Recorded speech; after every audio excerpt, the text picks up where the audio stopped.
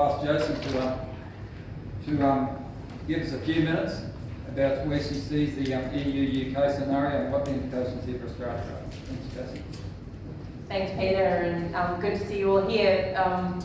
The presentation bit was a little bit of a surprise. So, and I heard that Hilly went home early last night to write notes, so I'm a little nervous, but lucky I had to go first. But no, so I guess, you know, we talked about opportunity being a theme, and the UK Free Trade Agreement, I think for our industry, presents an enormous opportunity.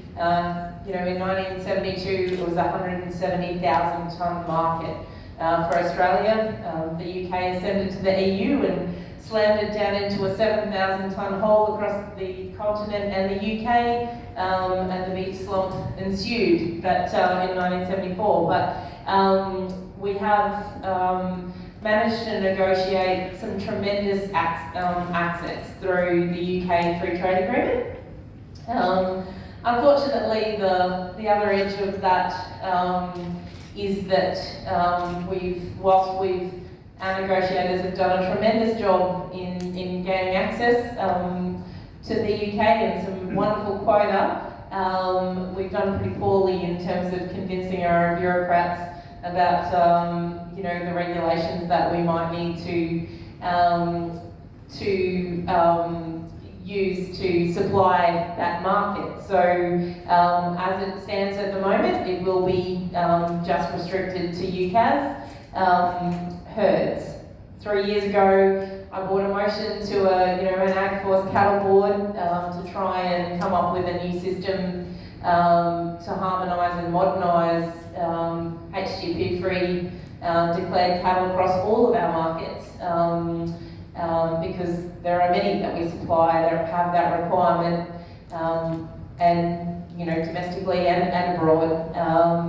And unfortunately, we put in 3 years of really hard work and a working group, and somehow at the last hurdle fell over with our own bureaucrats. So in my mind, there's still an enormous amount of work for industry to do to maximise this opportunity, and I think it now flows into the EU negotiations that we can, get that harmonised and modernised system up across both markets. They are extremely high value markets, and I think worth every effort that we can put into trying to maximise the numbers of the Australian herd that are eligible to meet those markets, and trying to,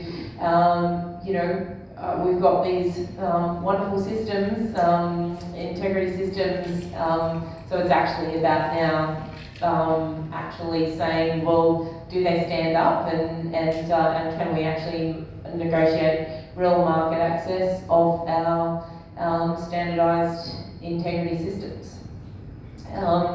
And I guess just to throw in there in the EU negotiations as well, just because it dovetails into the ESG piece, and where where the Feds are likely to head, is the importance of getting our definitions right, particularly around deforestation. So it is a touch point with the EU. But there's a really clear difference in the Australian definition of a forest and the European definition of a forest.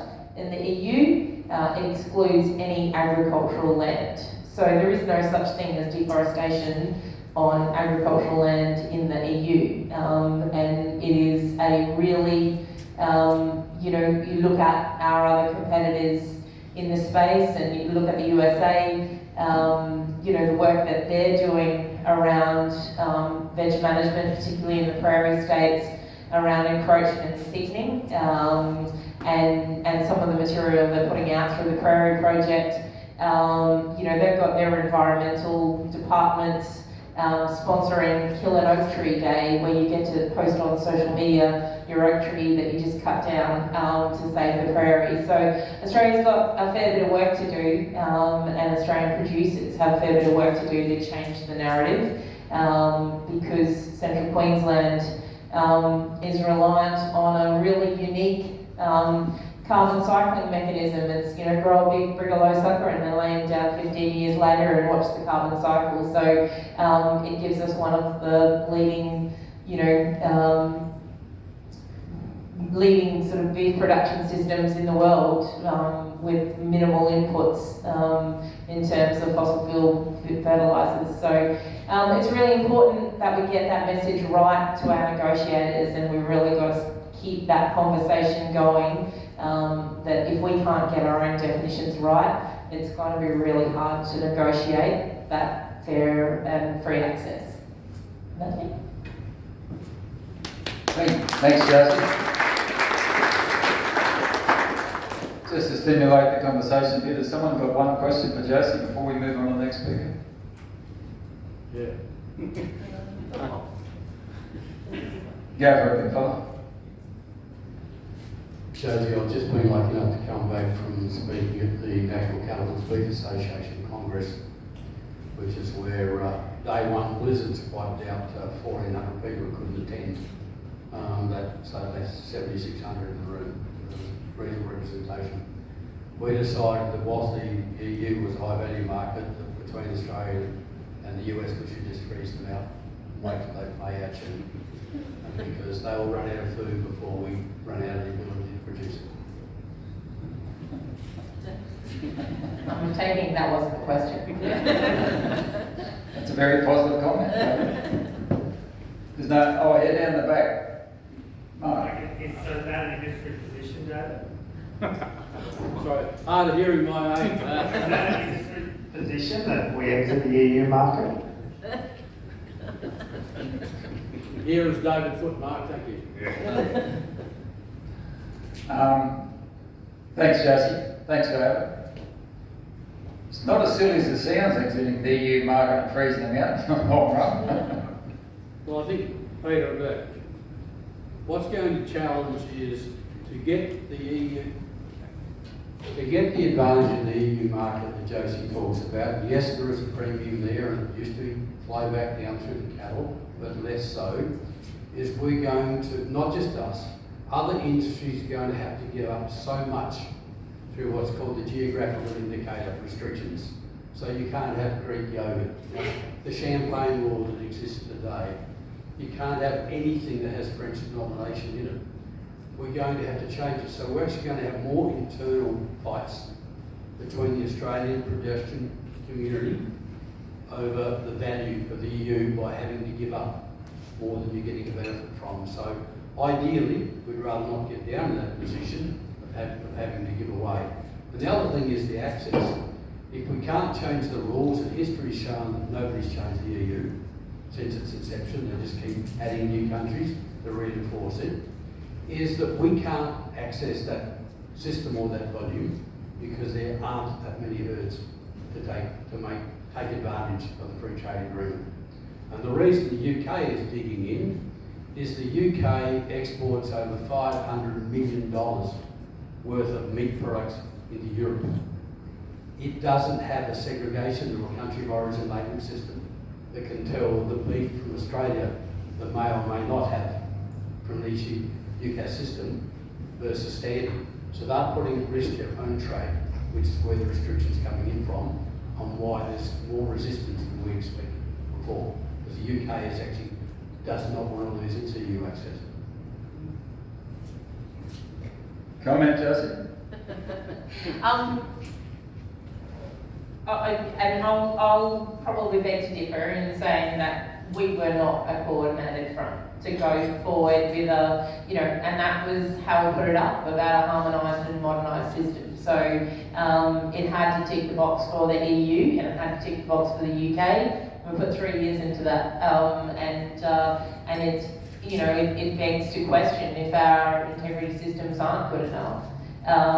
Then why are we investing the amount of dollars we are in those integrity systems if they can't, but it is important that we continue. I know, we get so many messages back from the EU. I know there was, one the other day on animal welfare came back, a message from one of our consular people about, you know, and I think it referred to mulesing, but saying, you know, don't think you can slap some trisulfan around and, you know, all will be cosy. We're talking about a group of nations that subsidise bullfighting herds and slowly stab bulls to death. We're talking about a nation that happily accepts breeding herds that are 100% routine caesarean births.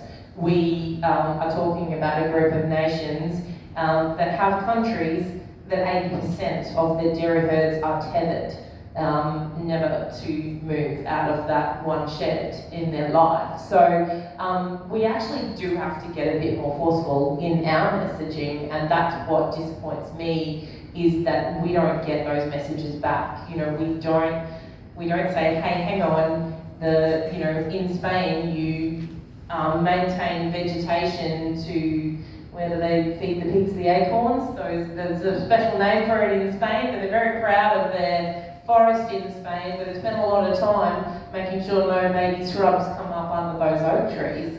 And, you know, silvopasture and those operate, you know, where they're harvesting timber amongst their agriculture, all of that happens because their definition of deforestation does not include agricultural land. So that's where there's a massive job for our negotiators, there's a massive job for David Foote and his board to grow a spine for our negotiators. So we better move on before the gloves come on. So now I'm going to ask Dane to speak about his experience as an agent, and you might just refer a little bit to these integrity systems that Josie's espousing about this country and the issues and the problems you sometimes come across, and your role as a client-based operation dealing with clients all over the country. Thank you. Thanks, Peter, and thanks for the opportunity here this afternoon. I'll be quite happy to let you keep the gloves off, guys, if you want. Anyway, so my experience, I'm a livestock agent, so what do? We buy and we sell, and we probably get that much in our own lane that we're either buying or we're selling. But we also, you know, as livestock agents, and it was great to listen to David and his, you know, the description about Cattle Australia. We talk to so many producers, and if it's one thing a cocky loves to do when you talk to him, is have a bit of whinge every now and then. And there's so many issues that Cattle Australia are there to represent the producer. And I think we as agents, as livestock agents, we're not just buyers and sellers. We can influence someone when to buy and when to sell. And I think there's the opportunity with Cattle Australia. We need to influence people that do have these issues about biosecurity. I mean, you look at the scare that we've probably got the last 12 months with foot and mouth, and how close we came, and that's a national issue, and protecting our borders, and that's, you know, with Cattle Australia, we need to be influencing people to support it, be a part of it, and get to know what it's about, right? Because we all end up in our same lane, we get the blinkers on, and there's so much more going on in the industry. I think so many more producers could be involved with it and have a voice, and you know, the more people that have a voice, the louder noise people will certainly make. There's so many different things, and I think it's great to, you know, David, to differentiate between those state issues and national issues, and we get caught up so much at the state issues, whether it be, you know, branding and earmarking. Probably one of the biggest gripes has been with Western Australia and JBAS. You know, thank God that's out the window. You know, and they're the things that, you know, that the Cattle Australia is here for. And I think as agents, we need to be a part of that. We play our part, and also not just me, but our you know, we've got a network around the country of people that need to understand this and what it is about. Yeah. Thanks, Dane. Quick question from anyone? Yeah, Robert? Coming behind you, mate. Thanks for coming in. You just briefly touched on brands and earmarks as a state issue. So we got a group of board members heading to Brisbane tomorrow to pick this one up. And what have you sort of in your travels? What are you hearing in discussions? Branding is something. It's still very much a part of the fabric of Queensland, and Queenslanders, you know, they love a brand and they love an earmark, and it's something that, you know, whether it's needed or not, that's still up for debate, but some people are passionate about, and they love seeing their brand on a beast, and an ear tag's great till it falls out, but I've been in the yards in the dark showing the torch, and it's pretty good to be able to see a brand or an animal and something to work out who owns it, that's for sure. Thanks, Dane. We'll save more questions. Oh, I suppose you get that right because you're sitting up the I front. want a question, what they just touched on there. You've got as a priority biosecurity. And I've never found an example yet, Peter, where rushing out and putting that fantastic biosecurity sign on the front gate protected you from anything but yourself. And I think we're all potentially living the lie unless we actually follow the rules of what that sign is meant to be. Did you ask your agent, did you just come off a Path Indian place? Or has your car been on Path Indian place in the last 3 weeks? Or the truck, or the cattle? Do we lock them up in the yards for 2 days after they get home, after the water in the sale yards, to get rid of all the grass seed? No. But by God, we've got that bloody sign on the gates, and it must be the shield of protection. So I think we need to actually up our own game in terms of being true to ourselves. Do you not want to respond to that, Dane?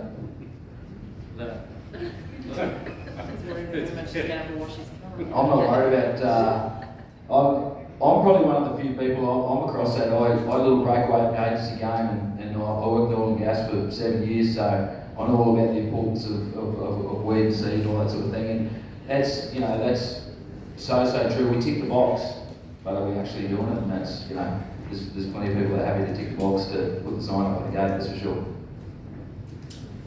Thanks, Dane. David, your turn, big fella, have a crack at. You're going to talk about nature positive and things along that line, as I understand it. So, thanks. Peter, and Josie is right. When we first discussed this, I put a fair bit of time into my thoughts about what I was going to talk about. But after a bit of conversation yesterday, I went home last night and I read which I'll go into shortly, but I haven't changed my beginning. I was going to start originally. Most of its work has occurred behind the scenes, unseen, unheralded and often unrecognised. But despite often lacking visibility, the benefits brought to the Australian grass-fed cattle producers by the work of the Cattle Council of Australia are clearly visible today.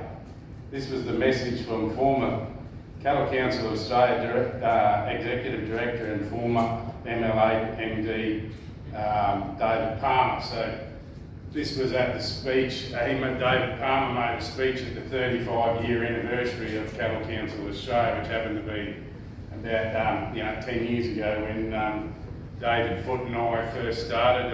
There's a few, Blair Angus was actually one and Richard Rains. The four of us were put on the original committee structure as skills-based appointments to the Marketing, Market Access and Trade Committee. So I can't even remember whether I attended that dinner, but I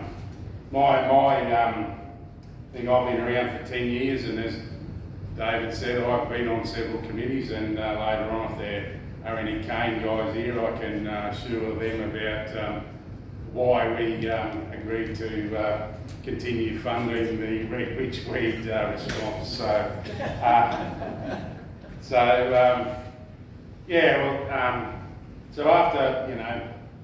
the whole idea of edge management, and Josie's talked about market access and vegetation laws, and the whole deforestation piece has come up very, very high on the priority list for AgForce, and so mine,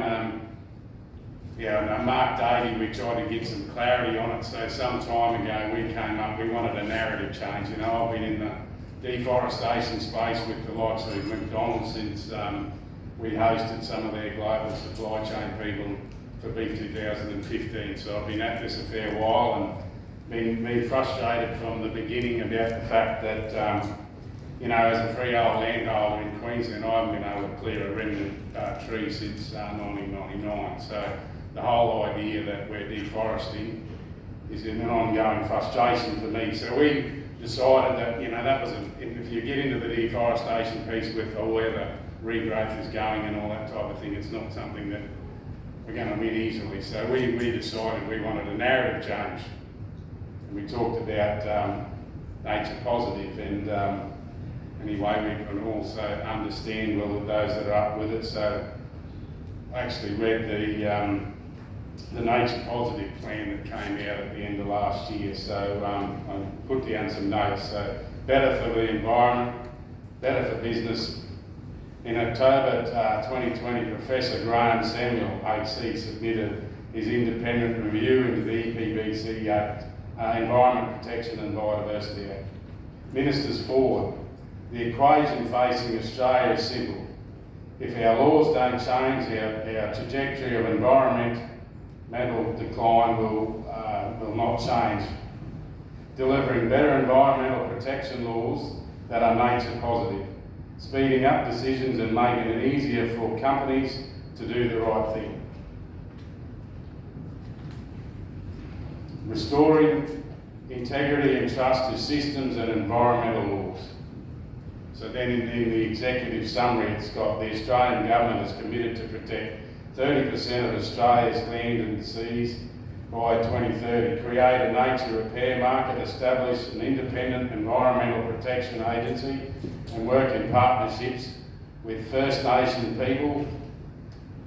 So that's the short part of the executive summary. So we understand people talk about nature positive and the whole nature repair bit, which is what we've been discussing about what's in need of repair. So I also got a paper that I was given because we were part of a survey that was done by some koala ecologists. So they've got a peer-reviewed paper that, so I took a little bit out of that. So it's called, the paper is the Koalas of the Clark Range. The results of our survey confirm the existence of widespread and overtly healthy populations of koalas across the Clark Range. Our discussions with landowners, residents reveal their observations of koalas have increased in recent years. So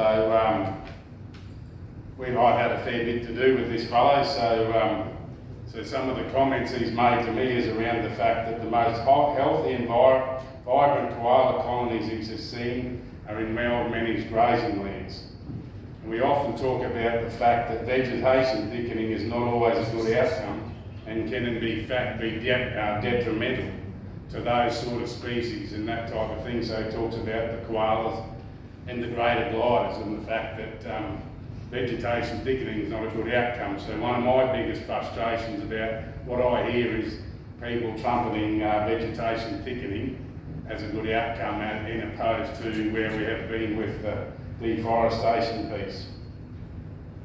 And then one of the other things we've got in front of us at the moment, we're continuously talking about, there's carbon trading and all that type of thing, locking lands up and taking it out of animal production. So one of the other things that I have as a concern at the moment, and we have a renewable energy project coming onto our place. They're looking for offsets and that type of thing, and excluding stock is one part of how those offsets operate. But the other one that's just in the last week that's become a concern for me is the discussion around the fact that with all these renewables, they're going to need thousands upon thousands of kilometres more of poles and wires. And we had a Powling fellow at home the other day telling me that they are not going to get an offset-free kit. So for every hectare of land that they clear for poles and wires, they're going to have to buy 4 hectares of offsets. So if we're talking about the viability of our industry going forward, there are that many challenges in front of us that it's not funny, and and you're just continuously tripping across them all the time. But the one that we've all continuously talked about is the nature positive piece, and the fact that you can actually improve an environment by having a good ruminant agricultural system be part of that. So I think we all agree on that. And so that's the nature positive piece that we were thinking about. We had no idea about it, morphing into what the whole nature repair, but I don't think we're not going to give up on it. And I think it's incumbent upon us, because as I said, if you go back to David Palmer's piece about cattle council, and it's not about cattle council anymore, it's, you know, Cattle Australia and AgForce, that we cannot afford to be, you know, unseen and unheard. But the other thing is we're under-resourced, and the reliance on volunteers is something that I think this industry should actually be embarrassed about. So we're actually too reliant on volunteers to actually get a lot of this done. So thanks, Peter. That's about me. Thanks, Dave.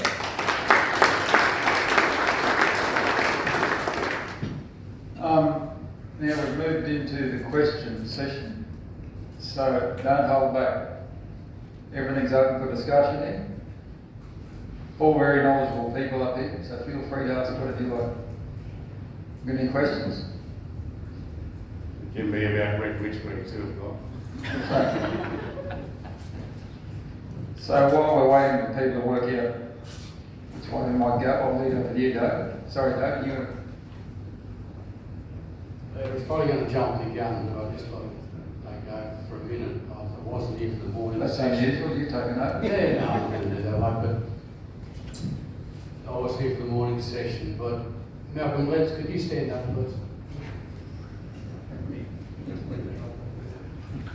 I just need people to have a look at the face, because Malcolm is actually leaving his post as a Chief Biosecurity Officer. But he's been more than that to our industry. He's taken us through a lot from his career, through what was the DPI, then little DAF, big DAF, now big DAF. But Malcolm's been there, he's always had our interests in our industry at heart, although he's not exactly got shit on his boots from being blue blood into the industry. But Malcolm, your farewell is on Friday, I know, and most of us won't be there for it. But I'd just like people to please recognise your contribution to representation of our industry and having our interests at heart. So thank you.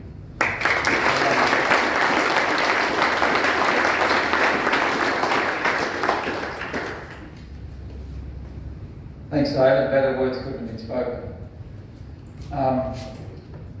Thanks, Mel, for what you've done. We have a pretty good working relationship, and it will continue tomorrow when we have a fairly robust discussion around identification of animals. Well, You've got to build them up before I you just go thought in. he might have been going to ask me about red witchweed. We'll leave that to the end of the day when we get really sour about things. David, seems there's a bit of a lack of quick up at the back. We've got some questions, Mark. There we go. Yeah, I think we've kind of touched on the EU challenge and that's positive.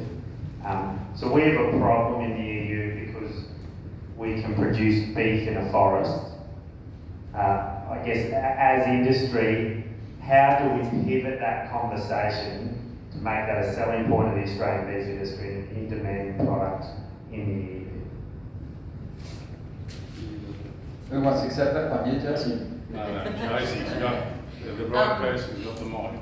It's a really good question, and it is in the frame. You know, if you look at how they pitch, you know, that, and I wish I could think of the name of the Spanish, you know, where they grow the pigs and the acorns. You know, it is, we absolutely have to build that frame, and we've got to do it in a hurry. We've got to talk to the importance of management in our forests. I think, you know, went for a drive down to Miles the other day, and just looking at, you know, some of the cypress country since they stopped sort of actively managing it, and it's just dead trees for miles. It's unbelievable. So yeah, I think we have to talk up the importance of managing forest. I think we also, you know, need to take a leaf out of the US piece.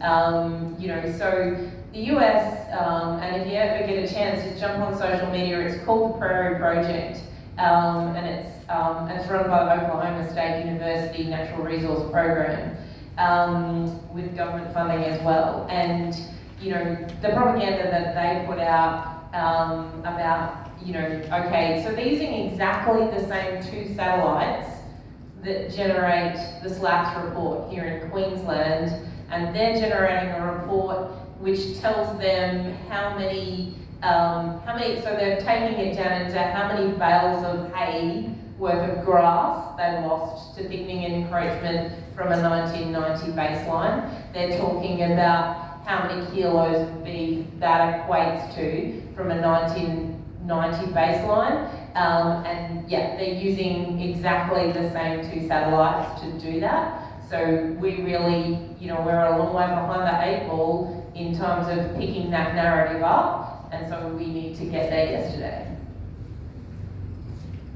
Thanks, Josie. More questions? Josie. Thanks, Peter. Thanks, all.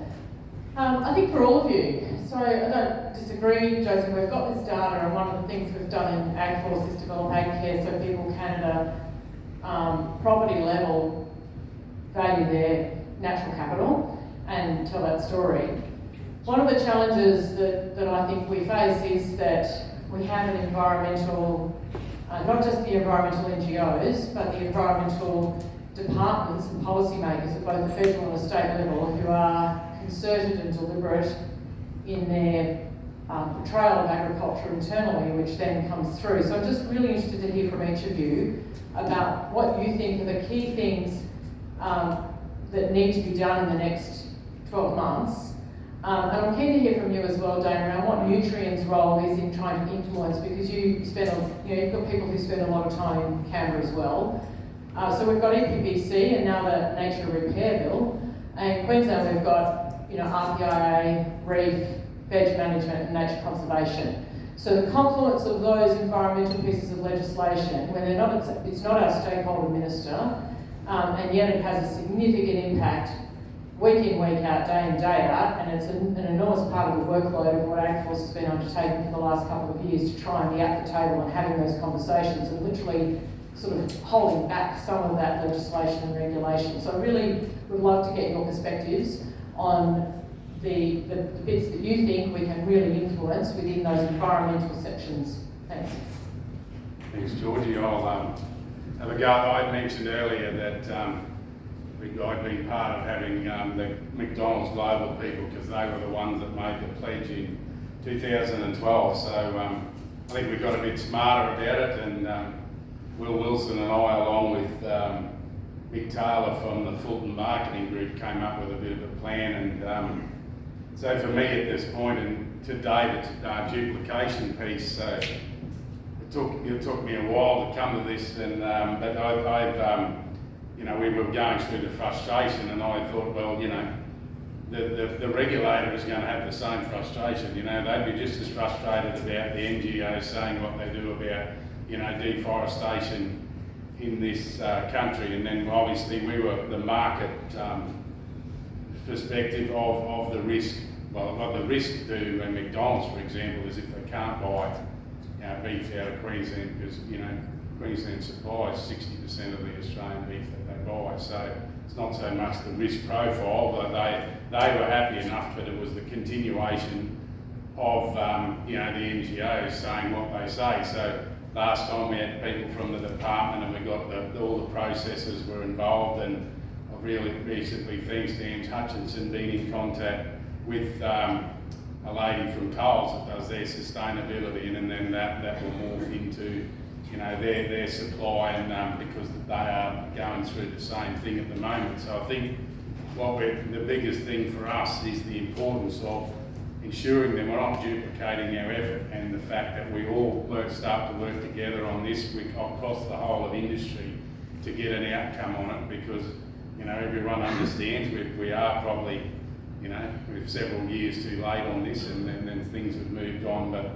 we need to pick up the ball now and ensure, because that'll be the critical thing going forward. And just we've got a land management group set up at out of Cattle Board, and I see Bernadette Detchfield here, and so we've seconded Stephen Bray onto that committee, because Stephen, I learned a lot of what I know about this through we did a Climate Clever Beef project in 2011 when I first met Stephen Bray. So you know, it's someone out of the department that can further educate us on what's current laws and yeah, so just more of a collaboration piece, and we're looking to do more of it all the time. Thank you.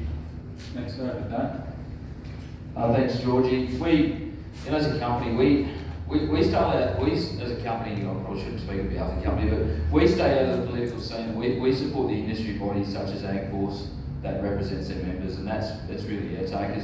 As far as nutrient goes, we hear a lot about sustainability. I know we've got a whole team now that we've got right over in the UK that all they do is sustainability. I don't exactly know what he quite does, but one day I will. But it's one of those issues that's right up there for our company, and that sustainable agriculture is what we're about. So Thanks, Dane. Josie. I think a couple of things. So, and I don't underestimate the amount of work that AgForce particularly has done in this space. So I think from an industry, we're really good at saying we're going to be good in 10 years' time. So we had Target 200, which said, you know, by 2020 we might be sustainable. And then we had CN 2030. So once again, 10 years' time, we might be good at this. What we're not good is actually talking to the message here and now. But the other key factor to me is we actually have to build, rather than splitting us up into good farmers and bad farmers and farmers who've done their, you know, this accreditation or that accreditation, we actually have to attack this at a holistic level and at an industry level. And if you look at, okay, you know, the Australian populace and the Australian government got a kick out of the Australia Clause. You know, we met our Kyoto targets, and that's why our definition of forest differs to that of the UN and the FAO. You know, so it's a really hard argument for Tanya Plevisek or any of these guys to say we shouldn't adopt the UN's definition of forest. Tell us why we shouldn't. Because the big thing for the Australian government is there's no more kick left in the Australia Clause. You know, it was how much our deforestation changed from a 1990 base level. So let's give them the new equation to run with, and changing our definition of forest to being consistent with the UN's, all of a sudden actually gives them, you know, if they want more credits, and I'm not a big fan of credits and everything, don't get me wrong, but you know, if their emission safeguard's going to need a whole bunch of credits, well, all of a sudden, if we are actually, if we take all of the agricultural land out of the current definition of forest, then all of a sudden you turn agricultural land into forest. It's a kick for Australia in terms of our emissions. So we've got to actually give them the new baseline to say the Australia Clause is finished, it's done, it ran its race, but now let's do a reset. Let's use the UN's definition, because that'll give us some brownie points with some greenies somewhere for sure. And then actually let's give the government, you know, how they're going to meet their emissions target by this wonderful new way of just adopting the UN's definition of forest. Yes, Josie. I spoke earlier today of consistency. I should have picked Josie because I've been listening to the forest definition through Josie for probably far too long, but nobody's picked up that barra and run hard with it. So we obviously need to get a carrier pigeon to flog that home because it's not landing. But Georgie, your comment overarching, I think, is science. I mean, your koala and the Clark Range. I first came to Queensland to save the bilby. I was actually the deputy chairman of the Save the Bilby Southwest Queensland Research Committee, because the emotion had found that there were more holes on a paddock called Snore Paddock on Devonport Down Station than there were bilbies when they did research studies. So having therefore seconded the property and done a land swap and taken off what was then owned by Stanbroke to save the Bilby. Siro were engaged and they actually discovered that a Bilby digs 17 burrows in its 4-year life cycle. So for someone to have expected to be a Bilby at every hole was never going to happen, but the deal was done. The property is already taken. Anyway, we did a much better deal. We got rid of a block that ran 2,000 steers and got one rent 4.5. So in the end it was right. But the decision wasn't made on science, which is what you finally. The cattle industry could be quite proud of where Cattle Council Australia has got to with the Beef Sustainability Network work. Really championed by a young lady called Michelle Randall, who has all the passion that gets all of us half-interested people over the line and passionate and remaining, to the point where now the NFF want to embrace it and put it under their umbrella as part of. So our industry have been leaders. And this is one of the first occasions, because we're really good at being resistant. If you think about cattle care, if you think about NILS, none of us volunteered to do any of it until it was mandated on us. So we're not good at volunteering to be in front, proactive. We wait till the end and then we whinge like buggery because it's mandated on us. This will be the same thing if we don't show some lead and some leadership and do, we'll end up having to follow the rules that are set by others who do not have our own business at heart. So be proactive. People like Mark Ritchie, ring him, annoy him, get up him, ask him how. James Richardson, the same thing. Unbelievable leadership out there, energy. Ask him how. Don't wait for to be told. Ask and get and make your own pathway. Thanks, sir. More questions? Will? Yeah, this is one of the things that obviously has been, the work that when I was involved that we did with McDonald's certainly got me engaged on this issue. And I guess just in saying that, and to you, David, is this is the one thing that surpasses the local, state and federal piece. This is at every level, but the conversation or the narrative change that we're talking about, that's where it needs to happen. I'm really pleased we've got Mark at the Australian Beef Sustainability Framework. But the big leadership piece for you and your new board of Cattle Australia is to lead this narrative change, because quite often it gets emotively driven and therefore we get legislative change that affects us. Queensland, that's why we are all those things that you just said, because the legislative change put us into a position where we lost quite a substantial amount.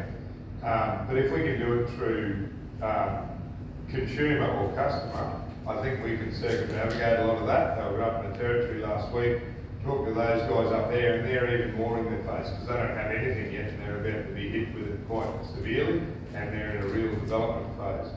So I guess the question is, from your perspective, how understanding all of the states and all of the different issues around this, how do we make, reluctantly say McDonald's, but probably in your case Coles might be an example because you've had a fair bit to do with them over the years, how do we make them the leaders to get us to be the champions of this in the future? Because I don't know how else we change the politicians' narrative speak, which Josie was saying, because as soon as they say negative things, then we get like what McDonald's did, where they put us on the forefront of the concerned areas globally because of what a few colleagues are saying. And that's the change that we need to make as an industry. Well, I haven't got all the answers, but I'll make a comment first. Politicians care about one thing first, and that's politicians. I think it was famous that Ruskin said, there's no better aphrodisiac than the smell of ministerial leather. So once they get old, they don't let it go. Politicians will go where the votes are. It's not what Coles think. I actually would stand here and say I was against McDonald's involvement. They just want to be the first to brand it on a paper bag to get an advantage, commercial advantage over Wendy's and Burger King. It wasn't really about saving forests. It was about increasing shareholder value by being first. Coles, Woolworths, you may recall, Peter, Cattle Australia called out Woolworths a month ago over their business benchmark on animal welfare. That took a fair bit from a bloke who's got 5 contracts with Woolworths and 4 different companies. But the difference is they were aligned with processes that we cannot afford to be aligned with. And somebody's got to call it out. So what Coles want, if Coles are truly reflective of their customer, or Woolworths are truly, then we should pay attention. But they are truly reflective of their shareholders first, which is based on sales. So you've got to do it for the right reason, Will. And as I say, but if it's politics, then we need to work out what are the voters in those electorates, because that's who the party are listening to. That's politicians listen to focus groups. And when the mood swings, they swing. So I think you work out a different level of attack to make sure you're attacking the emotions that influence politicians, which is the electors who vote. Not the RGB vote, but that's where the influence happens. Thanks, Dave. And Josie. Can I Josie, I actually think it's not customer driven and it's not shareholder driven, it's investor driven. And you can actually call up on the internet, if you're clever with Google, you can call up BlackRock and their advisory, what they're going to take to the board of JBS to elect some independent board members. And deforestation was at the top of the list in terms of what they intended to influence that board. You know, BlackRock, Vanguard, those massive investment firms, you know, are a weighted controlling shareholder in 80% of, you know, the companies that are in McDonald's, it's JBS, it is, and that's real, and that's why, I'll say it again, that's why it's important that we get our definitions right, because we're not going to change, in this room, we're never going to change BlackRock's mind. You know, we might think we can change a customer's mind, we might even be able to change a Coles shareholder's mind, but we're never going to change BlackRock's mind.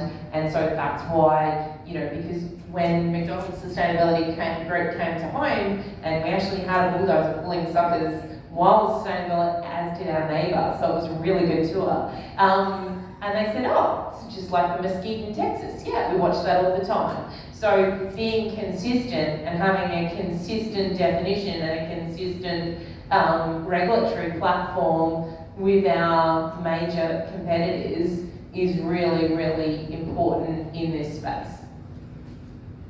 Thanks, Josie. We've got time for one more question. Our questions around, you spoke about the renewable energies coming in wholesale and remnant veg, you know, farms haven't been able to touch for years, and how does that play into the deforestation as well, and we're talking about the trade access and that sort of thing.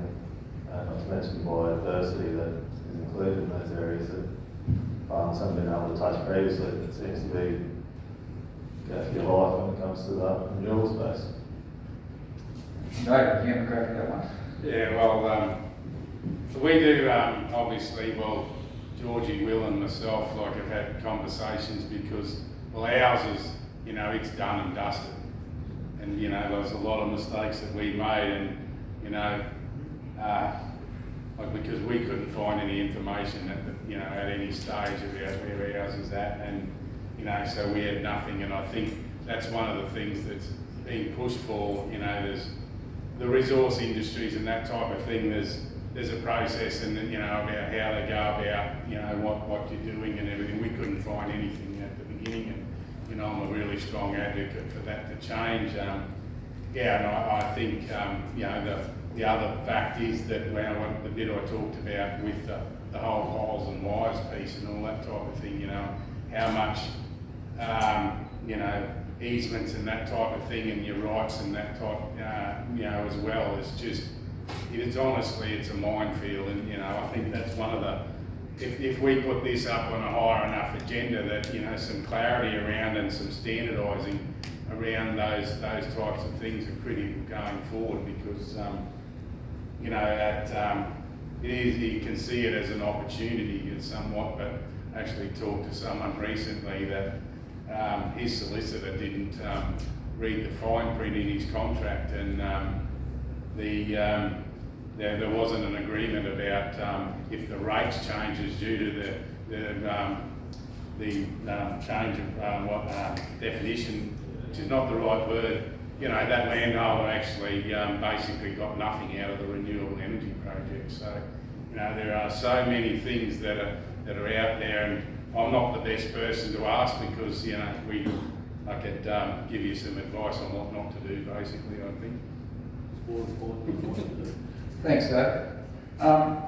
We are moving very quickly out of time, and before I ask you to show your appreciation to speakers, there will be a presentation afterwards, so after these speakers move off, would you just remain seated, please? So thanks, Josie, Dane, David,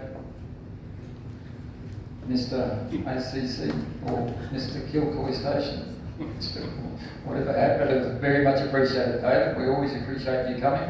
You're always brutal and honest, and that's what we like, so thank you.